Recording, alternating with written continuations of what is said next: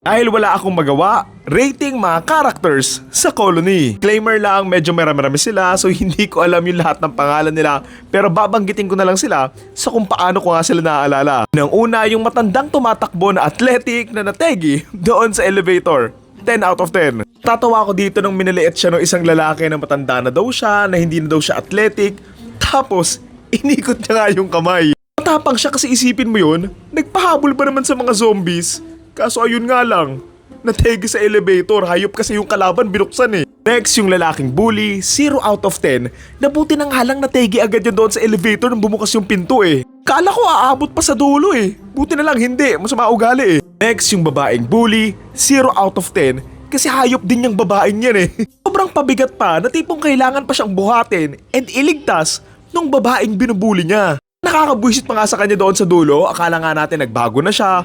Pero hindi pa pala kasi nga tinulak niya yung babaeng binubuli niya doon sa mga zombies. Tama ng buhay eh. Pero sa bagay at least yung tumegi sa kanya, yung babaeng binubuli niya rin. Next, yung babaeng binubuli na hindi ko rin mahanap yung pangalan. 6 out of 10. Kasi it comes to a point na dapat mong ma-realize na yung mga nambubuli sa'yo, hindi mo dapat nililigtas eh. I know mabait siya pero Diyos ko naman. Ninanakaw na nga yung pera mo, palibre ng palibre, tapos binubuli ka.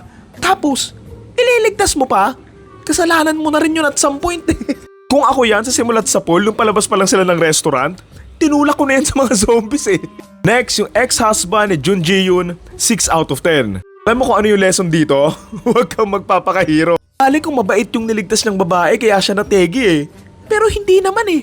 Bully din, so alam mo yon, nategi siya para sa wala. Kami asawa at anak ka na, tapos sinusugal mo pa yung buhay mo, given na alam mong may zombie apocalypse na eh.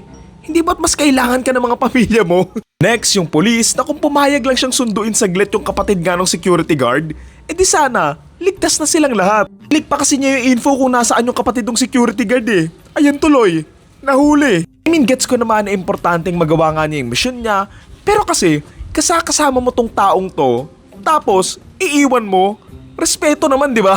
Ayan tuloy, naging masama yung security guard na mas maganda sana kung naging kakampi nila. Next, yung security guard, 10 out of 10. O technique move din kasi yung ginawa nila eh. Isipin mo yan ha, siya yung laging nasa harapan, tapos ngayon, aabandonahin nila siya. Dapat lang talagang gumanti siya eh. Kasi wala man lang kumampi sa kanya. Mga bastos. Oo, si Jun Ji-yoon nag-try. Pero ayun, sumuko din. Goated na kapatid din siya. Isipin mo yon na kaya niyang makipaglaban at makipaghabulan nga sa mga zombies habang buhat-buhat yung kapatid niya. Ano ka? Si Tanjiro?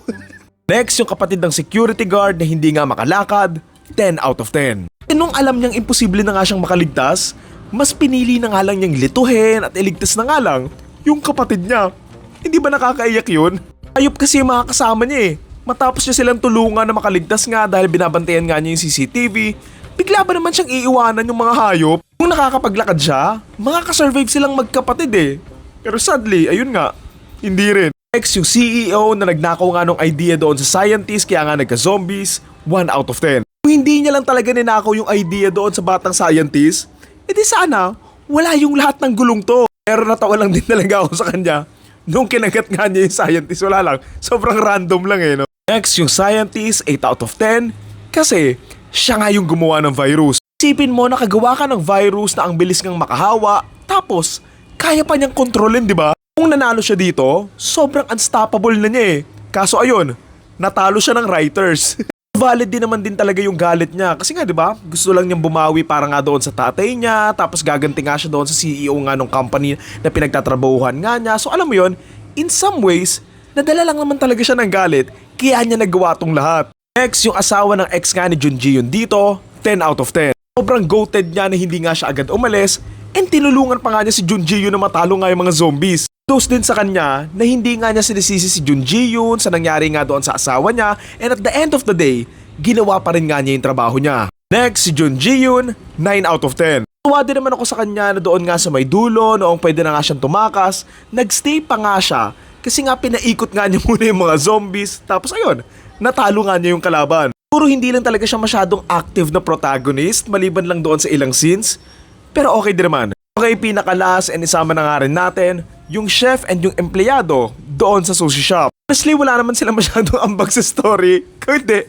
pang-alay lang doon sa mga zombies. Mabait din naman sila, kaso ayun nga, nakain din sila doon sa elevator. Ayun lang naman, ito yung akin. Kayo ba?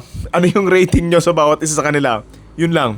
Thank you. By the way, sorry, hindi ko talaga maalala yung mga pangalan nila and ayun, yun lang talaga pagkakaalala ko sa kanila kung paano ko sila binanggit.